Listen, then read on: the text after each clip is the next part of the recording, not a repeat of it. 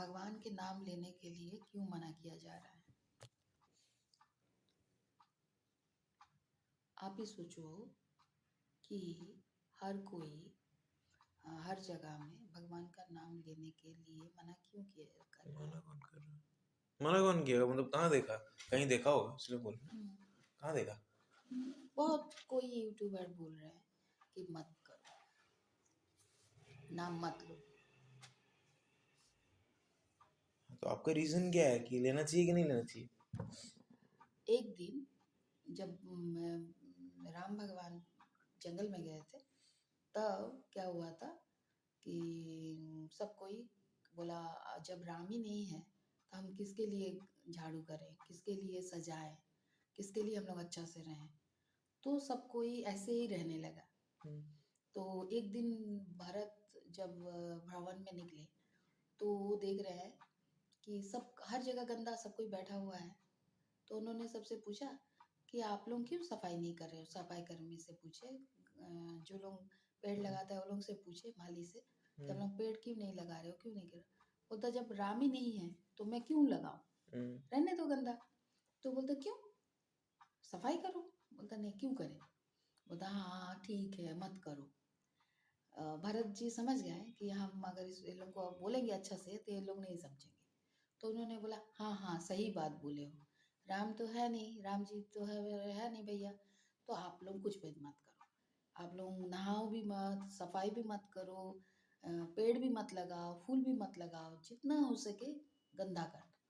जब 14 साल बाद आएंगे, 14 साल बाद तो आएंगे ही ना, तो जब 14 साल बाद आएंगे तब वो दूर से देखेंगे कि मैं जो अयोध्या छोड़ के गया वो कहाँ गया, वो कहाँ डूब गया है। वो देख के कितने दुखी हो जाएंगे। तो आप लोग कुछ भी मत करो। तब उन्होंने ये सुन सुन के बोला नहीं नहीं नहीं, हम लोग करेंगे। तो बोले आप लोग क्या करोगे?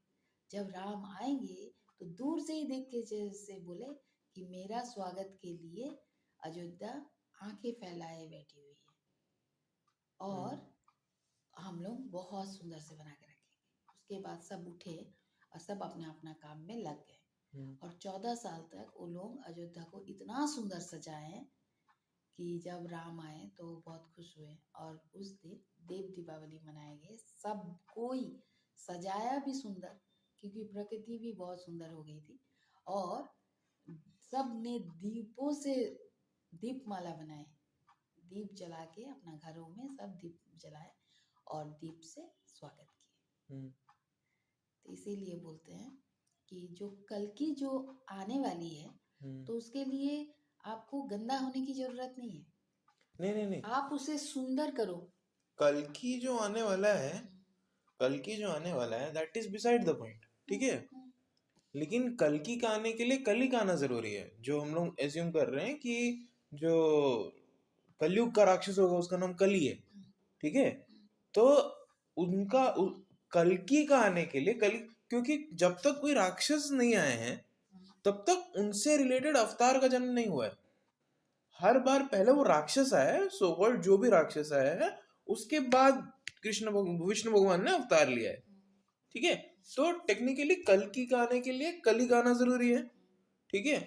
अब going to the first question कि हम लोगों को भगवान का नाम क्यों नहीं लेना चाहिए, क्योंकि कलयुग कब तक भारत में प्रवेश नहीं किया था, और भारत में प्रवेश करने के बाद भी उसका कुछ कंडीशंस था कि वो सिर्फ वहीं रह सकता है जहां गलत काम हो रहा हो, जहां मदिरा पान हो रहा हो, जहां अनैतिकता हो, जहां अलक्ष्मी हो, वो इन सब भी जगहों पर रह सकता था। कलयुग कलयुग इन्हीं सभी जगह पे रह सकता था और कहीं नहीं रह सकता था, है ना।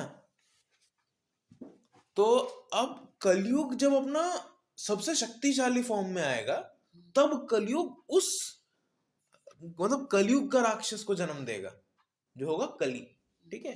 अब अगर हम लोग भगवान का नाम लेते हैं तो भगवान का नाम लेने का पहला नियम क्या है? आप खुद को शुद्ध करोगे, आप नहाओगे धोओगे, सात्विक खाना खाओगे, आप अच्छी तरीके से रहोगे, ठीक है। इसमें प्रॉब्लम क्या है? अगर आप अच्छे से हो ना, अगर आप अच्छा हो, आपका बॉडी तो क्लीन है, यू आर क्लीन, आप सात्विक खाना खा रहे हो, आप तामसिक भोजन से दूर रह रहे हो, आप तामसिक चीजों से दूर रह रहे हो, तो आपके आसपास अलक्ष्मी नहीं आएगी। अलक्ष्मी माता लक्ष्मी की बहन है, उनका छाया स्वरूप है। अगर अलक्ष्मी नहीं आएगी तो वहां कलयुग नहीं आ सकता है। अगर कलयुग नहीं आएगा तो कलयुग की शक्ति नहीं बढ़ेगी, और अगर कलयुग की शक्ति नहीं बढ़ेगी तो कल ही नहीं आएगा। अब अगर कल ही नहीं आएगा तो कल की भी तो नहीं आएगा।